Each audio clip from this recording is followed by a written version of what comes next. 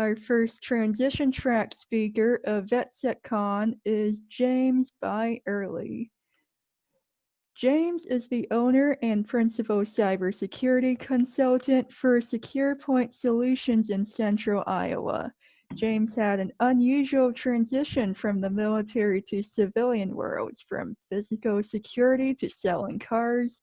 James ultimately found opportunities to learn IT while working overseas. He began a series of positions with increasing responsibility, working with the state lottery and technology giants like Microsoft and HP. He spent the last 6 years supporting small businesses as part of a managed service provider and now operates his own information security company. He's married to an amazing woman and together are raising 4 children and 3 dogs for the imminent zombie apocalypse. Presenting the How to Give a Talk is James Bierly. Thanks so much, B. All right, hope everyone's doing well, and it's an awesome opportunity here to speak at VetSecCon and help kick off the transition track. So we'll get into this. Just a quick agenda, so you know what you're in for. And if you see something you don't like, you can bail on the talk now. So first off, the purpose. This is not an end-all presentation guidelines by a long shot. I'm lucky. I just realized, are you guys able to see my slides? I probably should ask that first here. Share screen. Hey, let's try that. Hey, I bet that's gonna work a lot better. Now you can probably see this. So let's just back up real quick. We got time. We're good. Okay, so quick agenda. Just gonna talk about purposes. I'm gonna provide a couple references, any kind of intro, prep for our talks, slide deck, how to present, and live demo. So now that I've already broken one of my first rules in preparation, you know how this talk's gonna go. So why are we doing this? Well, I want to help you prepare. I'm not an expert, not going to claim to be an expert. This isn't the end all, beat all to how to prep for these. A lot of other people out there that have talked about the same subject. I know from experience that transitioning from the military into the civilian world is difficult. We have a certain language. We have a certain way of delivering that language. And I know that times have changed in the military, but there is still a slight more directness that happens in the military versus in the civilian world. So this is to kind of help talk about some of those things. Also, learn from my mistakes. Heck, I've already made one at this talk, so it's all downhill from here. I was going to have B throw up a poll question, and we'll leave it up on the screen for a minute or so. And just simply, after high school, how many of you have actually given a talk in front of an audience? So B, if you've got that pulled up, and if somebody, I can't see it on my screen, but we'll just leave that up there for a minute and feel free to answer that. So we'll, while you're answering the poll question, I will, so I gave this talk, I actually wrote this talk a little over a year ago. I transitioned from my managed service provider, was trying to find work, trying to figure out what my next step was going to be. And we have a local security organization called SecDSM. I had one of the board members actually approach me and say, hey, I'd love to buy you a cup of coffee and we'll talk some networking. I was like, great, I can always use that. So go to coffee, we talk. Turns out that the next SecDSM meetup was the very next night. She said, well, if you come, I'll introduce you to some people. This might help you with the job search. Absolutely. And then as I'm drinking the coffee that she bought me, she says, well, and next month you can give a talk. And I was like, whoa, wait, what? A talk on what? And she's like, whatever the subject is. So I said, okay, I'll do it. Because again, this is a good way to kind of put myself out there for other people. And I ended up doing some research. and seeing what other talks were. And I'm like, I can't give a talk on Bloodhound. I can't give a talk on exploiting LSAS. These guys have already done it, and they do it far better than me. So I'll kind of dig into my roots, dig into where I'm at, and I'll give a talk on how to give a talk. And that's where this became born out of. So, all right. And I see one question, will the focus on the transition track also focus on veterans changing careers? Absolutely. This is one of those soft skills that you may end up needing. So references. So William Stearns with active countermeasures, he gave a similar talk over the summer, and then just actually a more expanded talk on this at Wild West Hacking Fest. I call him the king of preparation. I was lucky enough that I was actually able to sit down and talk with him about this talk that I was delivering, and he gave me some pointers. And I'm going to tell you a few other things about Bill Stearns and his preparation to do these. John Strand, owner of Black Hills Information Security.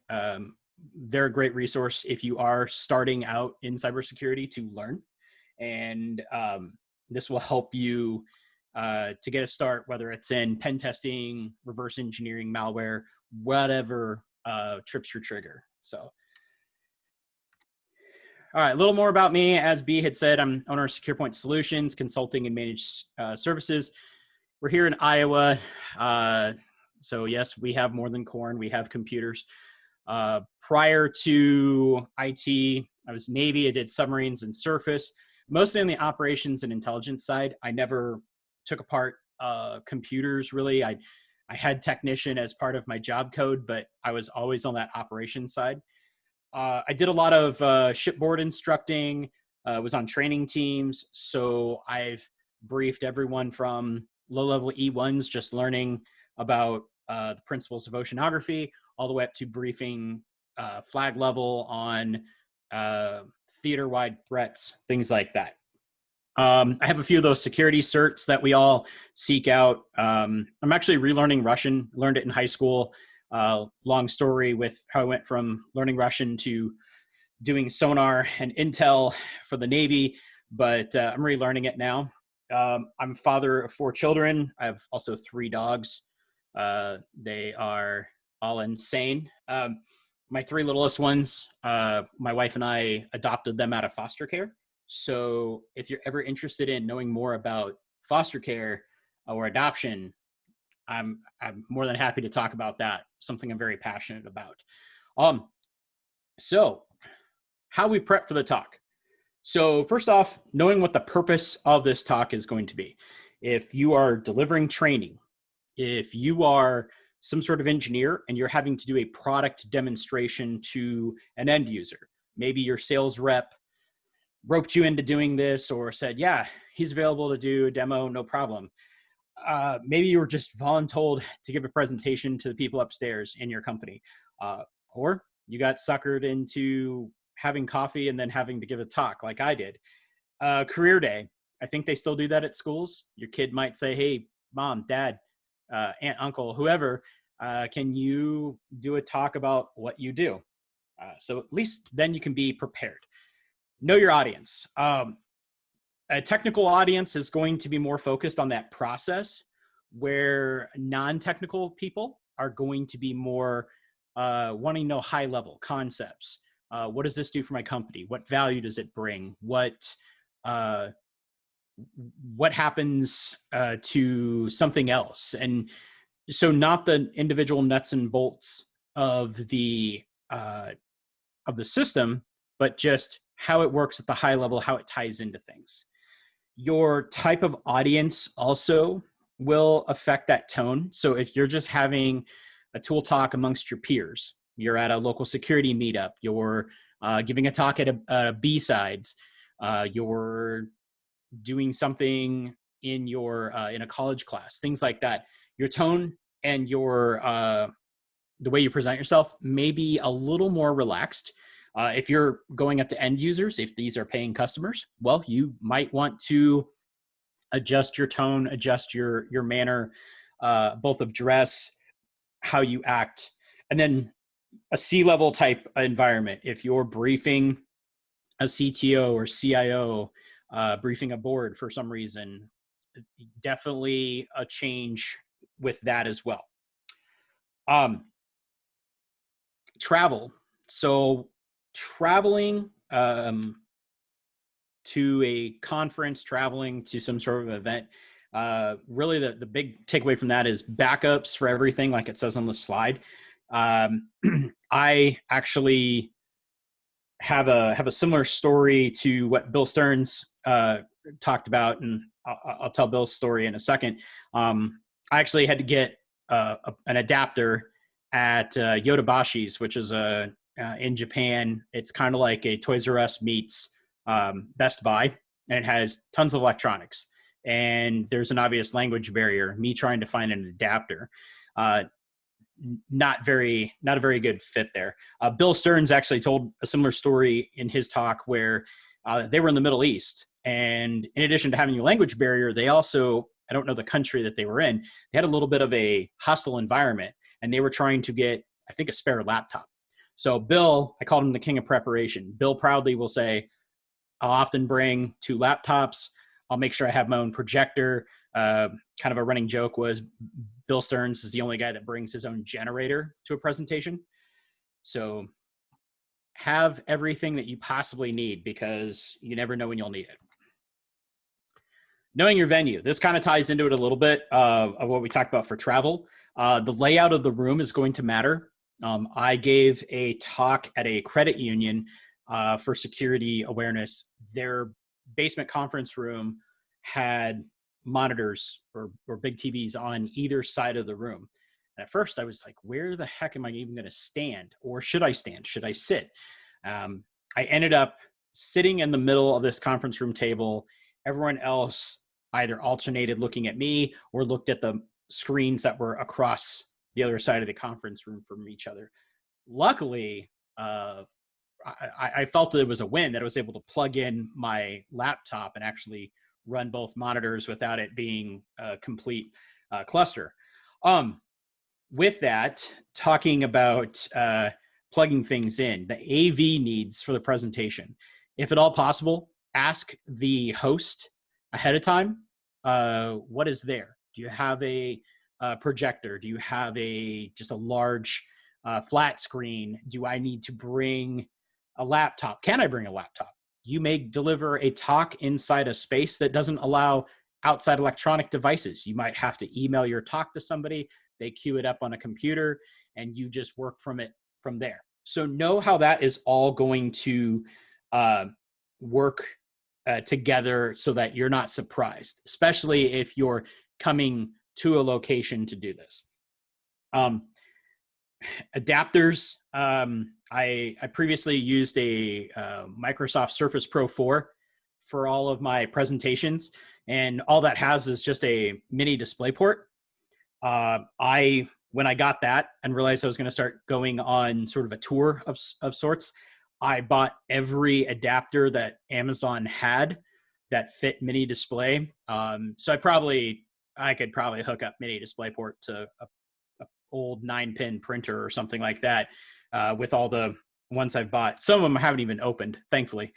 If you're mic'd up, if you have some sort of a collar mic, a lapel mic, or rather, just know that microphones capture everything. So make sure you're turning it off before you when you're not doing the talk. So if you're maybe doing a quick visit to the restroom, make sure that thing's turned off. If there's a break in between your talk to lead into something else, if you're giving like a longer training, yes, turn that thing off. Nobody wants a hot mic moment that gets embarrassing or weird.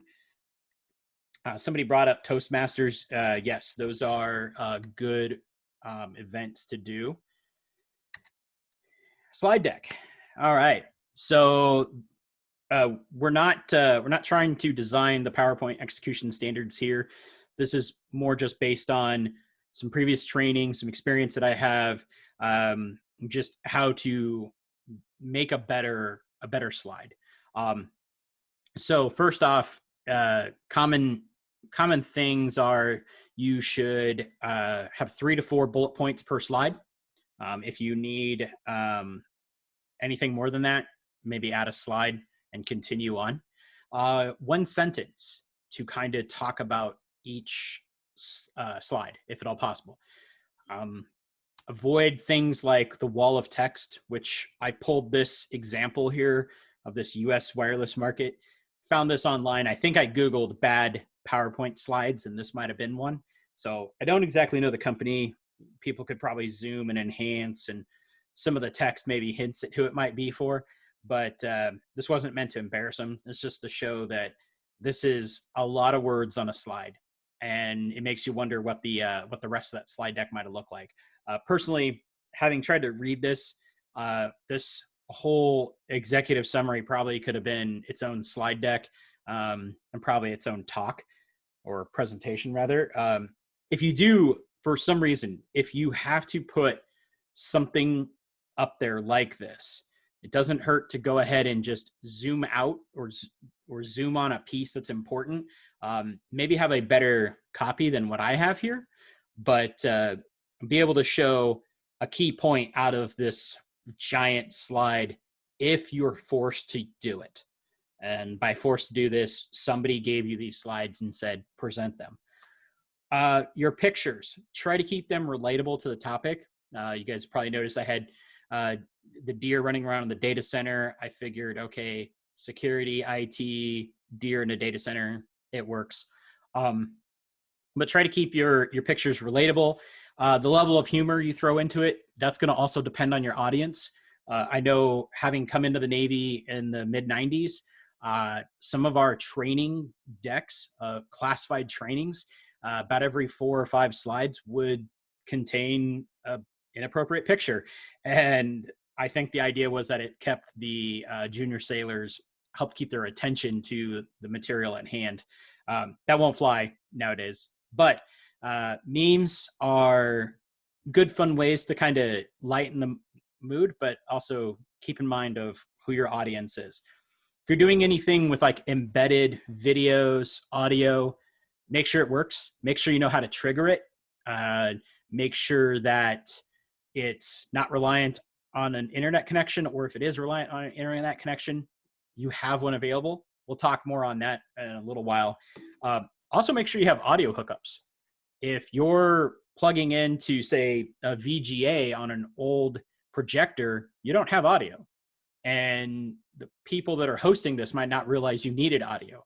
So ask those kind of things. That's what goes into that whole preparation piece to it. Yes. Yeah, they want novels. That is absolutely terrible. The death by PowerPoint, that's a valid point there. No pun intended. I tried to keep this to a small number of slides, but I also figured that even if there's just a couple of things on each slide, it's not as bad as those wall of text, or as they call them, the eye charts. I hate seeing those. All right, more things on our slide deck. Colors. Test this stuff if you can. If you know that your venue is going to have kind of typical office lighting, you can probably test this out in your own office lighting areas. Put this up on a big screen, step back the end of the room, just make sure it looks good. Keep in mind, some people have trouble with colors. Some people will have trouble with contrast.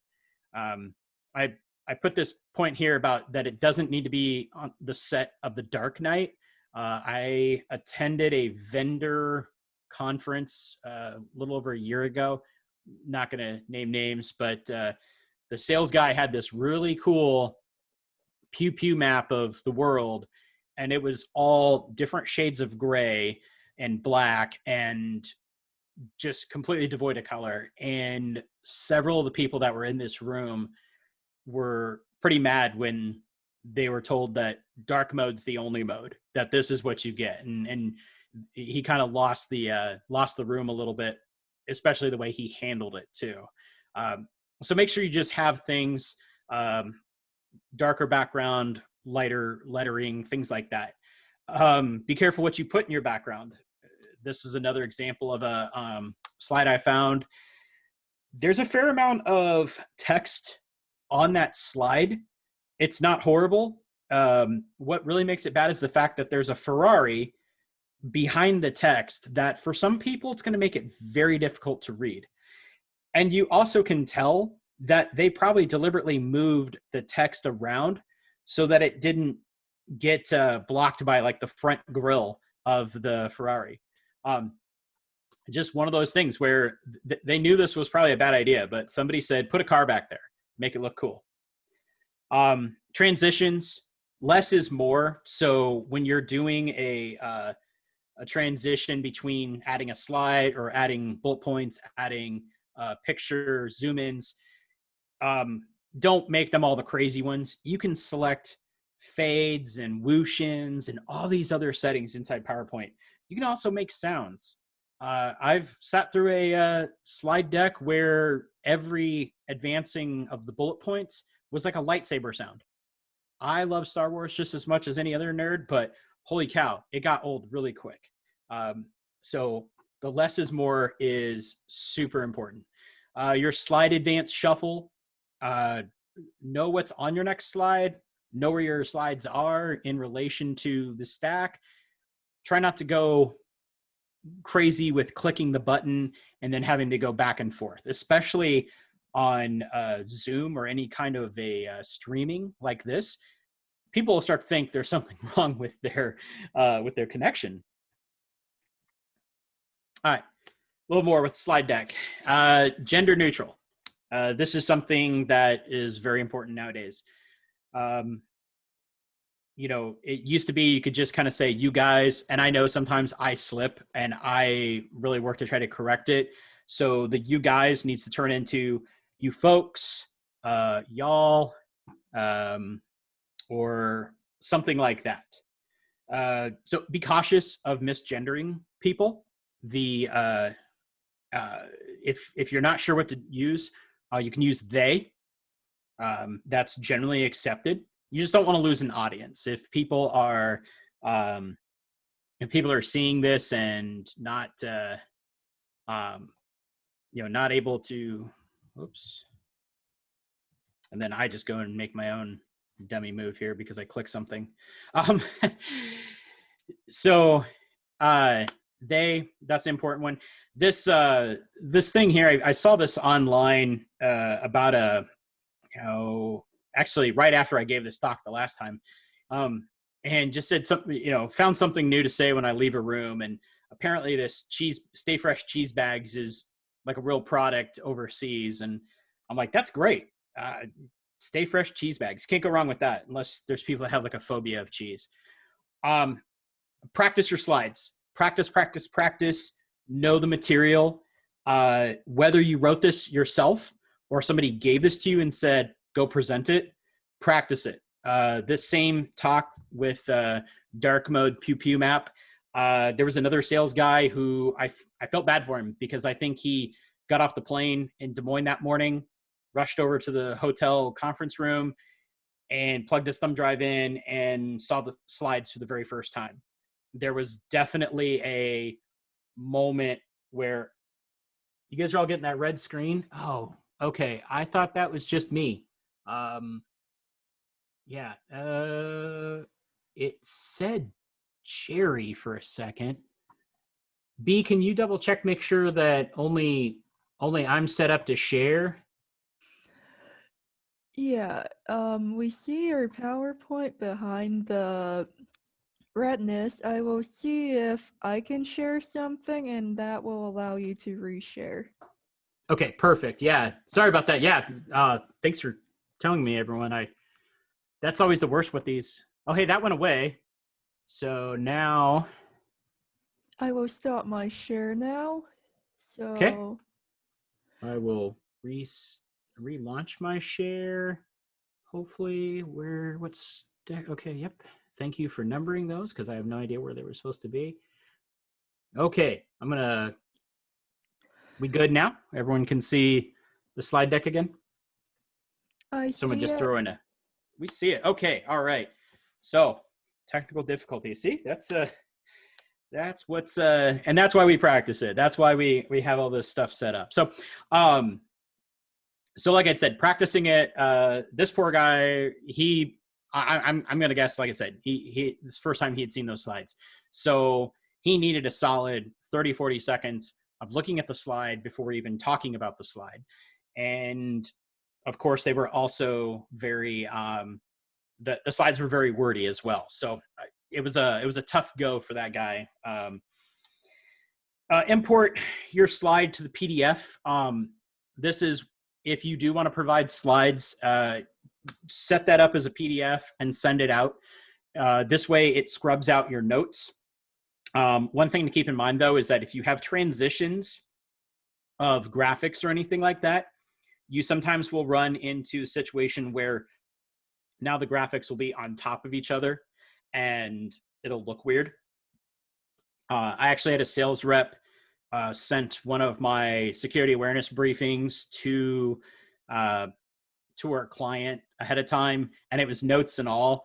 And my notes sometimes are a little bit of a rambling. So they probably looked at that and was like, what the heck is he going to talk about? Like, what does cheeseburgers have to do with fishing and all this other stuff? So make sure you send that over as PDF. Also, if you print them out and you hand them out, I'm not a big fan of that, because then you run the risk that people will focus on what's in their hand more than what you're talking about. Like personally, like I know that my lighting's not great, and that's more of a technical difficulty today. But I could turn my camera off and feel confident in still delivering this, because it's my words and it's what you're seeing on the screen. And most important, it's my words. What's on the screen just helps tie this into what we're trying to get at. And that's the important piece to it. All right. Okay, how we present. So first off, presenter mode in PowerPoint is very much your friend. If you have never used it, it's great. It's something that is very handy. So a couple things that it helps you do is, one, you're facing. So if you're using a laptop or a computer and you have that right in front of you, and then to your left, right, or above you, you have the actual projector, then you're able to look straight on at your audience. And we'll talk about that a little bit more. Another thing that it helps with is your timing. So it gives you a running clock that lets you know where you're at. It also shows you the notes for the next slide, or notes and the next slide rather. So that way, if you're going to try to do a transition verbally from one slide to another, or if you have some notes in here to say, hey, tell the story about how Abby scammed you into a coffee meeting so that she could get you to do a talk, whatever the case may be. Figure out your display settings. So when you do a presenter mode like this, you are using two screens, obviously. So sometimes it's very easy to get those flipped and end up with the wrong one. So just do all of that ahead of time. That's the most important thing, preparation. Intro and branding. So that's good to know ahead of time. And it's also part of that knowing your audience. If you're giving a talk to, say, a chamber of commerce about security awareness, you may or may not be allowed to really promote your business. As you've seen, I haven't put any of my company logos up, just simply said, hey, I work for, I run this company. I've also seen some that it's slide after slide of what we do. If you ever get an invite to FutureCon, that's kind of how those are. They're all sales reps for the most part doing their talks, and it's very, very pitchy. So that balance is key to having just enough branding or not at all if that's what the rules state. Face your audience. And with these kind of critters here, it's hard to not face them. They're generally pretty attentive. But facing your audience, whether you have a microphone or not, that's going to help you project your voice towards them. It's also good to have, your eyes around the room. That way you are identifying people that are maybe having problems comprehending what you're saying. So if your talk is getting a little too technical and you're getting deer in the headlights looking at you, well, maybe slow down, take a moment to explain a key point to this before moving on, or simply solicit questions. Just say in the middle of the slide, do any folks have a question on this? I know this section's pretty technical, and I'd be happy to answer anything that's just on your mind right now or help clarify a certain point.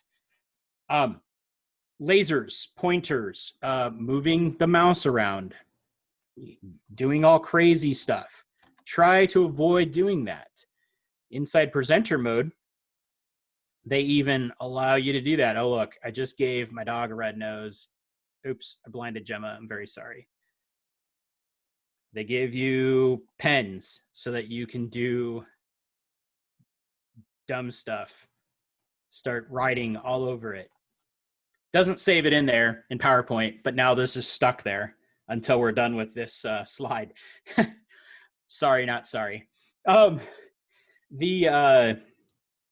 other reason you want to talk to your audience, face your audience, is so you're not talking to your slides. Here with having a computer and doing this over Zoom, this is very easy. I'm, for the most part, looking right at the camera, or I'm looking at my microphone, but I'm still kind of looking in everyone's general direction. I don't have to look back and go, okay, so on our next bullet point here, we're going to do this. I had mentioned about the checking the comprehension. The other thing you want to also check when you're looking around the room is alertness. Depending on the audience, depending on what you're giving this training for, this could be paid training. This could be something that has to be done for compliance reasons. This could be something that you're just here to do on a volunteer basis. I gave a talk to the to a podiatry association it was actually at a university, so it was in one of those very steep audience. I don't even know the right term, but all the steep chairs. They're in a college classroom, and I gave my talk right after lunch, and lunch was like some heavy catered in barbecue, and there were so many people nodding off it. So what I ended up doing was I started to walk around the room a little bit, and I would kind of change the tone of my voice and put a little more inflection into it. And that was kind of my passive aggressive way of saying, hey, wake up, dude. This is important. So look around, check your audience. Don't blind people with the lasers. Don't leave markings like this, making things all crazy. All right. So how we present during the Rona. So this is a struggle. This one's still a struggle for me because oftentimes it feels like you're screaming into a void. I actually enjoy the fact that I'm seeing a few things in the chat. For those of you, if you've ever attended a Black Hills webcast or something like that, they use their Discord and it's just always full. And that's kind of nice too, because then you at least know that there's people out there. For all I know, everyone could just pretty much bounce from this Zoom call and I would just be talking to the recording. So it's nice to have a little bit more feedback. So these are difficult. If you can have a couple people fire up their videos, so at least you can see a little visual feedback. Then if you crack a joke, you'll know if it actually did well. Your sound is important. Microphone is probably the most important part. Your video, like I said before, I could do this without the video. You don't really need to see my awesome Queen shirt. You don't really need to see the little bit of my background here.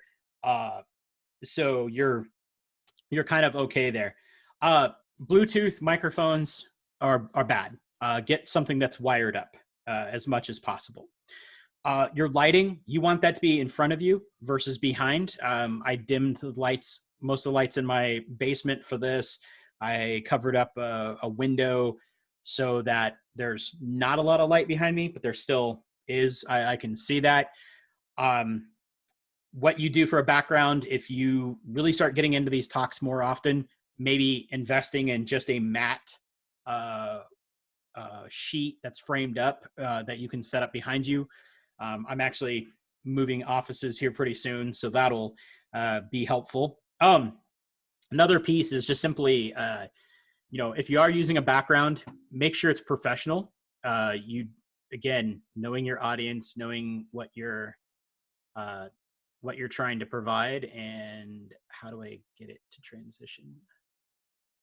Maybe it's not going to transition. Oh, that's terrible. Okay. Well, and again, goes back to practicing our slides. Another fail. Good job.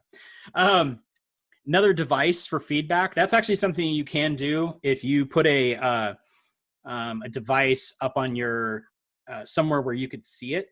You would actually be able to then see what's going on with your slide. So yeah, starting to see some weird red spots on my screens. Oh my gosh, that's what it was. And there I go, doing my slide shuffle. I still had the pen enabled. Curses. That background, probably not good for briefing a client. That background's good for having a stand-up call with your coworkers, having a chat with some friends on a Friday night over some cocktails, that kind of stuff. That explains, I was like, why are there red dots all over? So, live demo. We're going to kick in on this. Hey, good point. Thank you, Kelly. You can log in as a viewer on another device. You can see what they see. Yep, exactly. Put up an iPad or something small, and then you can just place it sort of within your view so you can see what's going on. I don't have the greatest bandwidth for my mobile down in my basement, and I don't want to risk the Wi-Fi. As we're about to talk more about Wi-Fi, so I'm very sensitive to that kind of stuff. So with that, if you're going to do a live demo, do not rely on the Wi-Fi. If you're at a hotel, if at a conference center, you're at a client, do not rely on the Wi-Fi. I would pound the table if I thought you guys could hear me. Hotspot. Bring a hotspot. Test everything with that hotspot, or keep everything local. I've worked with somebody who they would have a VM just to set up as a web server, just to host the piece of malware that they're demonstrating or whatever they were doing. Everything was contained local to the VMware. Make sure those network settings are correct. My lesson learned there was that I had to give a presentation. I wanted to do a live demonstration of using a rubber ducky to drop a shell on a machine, and I connected everything to the office's Wi-Fi, and the whole thing went to hell. Nothing worked. I came back. I had to give this presentation to a handful of their users day by day. I came back the next day with the hotspot and was not going to make that mistake again. Screen size. Excuse me. It's very important, especially if you throw up a VM or two. You want to make sure that it's still visible. You may have to change the font in your command line. You may have to shrink down the windows a little bit so they both fit if you're trying to do that. Biggest thing is you want to make sure everyone understands what they're looking at. That's important. You're not doing a demo for something that doesn't make sense to the talk. I'm not really doing a demo, or am I? Have I been demonstrating this talk for the last 37 minutes? That's an interesting question. So screen size. You want to also talk to the level of your audience. So if your audience is very technical, you're going to have more nuts and bolts, more talking LSAS and cool stuff like that. If it's a non-technical, you just want to try to drive home a point, like don't click phishing links. This is what happens. Something like that. Also, just a pro tip with doing any kind of demonstration, don't be afraid to either have all of your commands that you have to type in either listed on a separate sheet of paper, or simply just copy and paste them out of Notepad or something and drop them in. you can still talk to what that command does before you run it, if that's what the nature of this demonstration needs to be. So that wraps up my how to give a talk. I have here contact information. If you need some advice on giving a presentation, if just anything out there, by all means, reach out to me, email, Twitter, LinkedIn, whatever. I leave you here with this picture from one of my MSP clients where they hung their firewall by its cable from their phone system, and a switch as well was in that mix. And what would you know, that all that stuff broke. So we've got just a few more minutes here before the end of the session. I'm happy to answer any questions. You can throw them into chat. I can see it, and I'll be happy to speak to it now.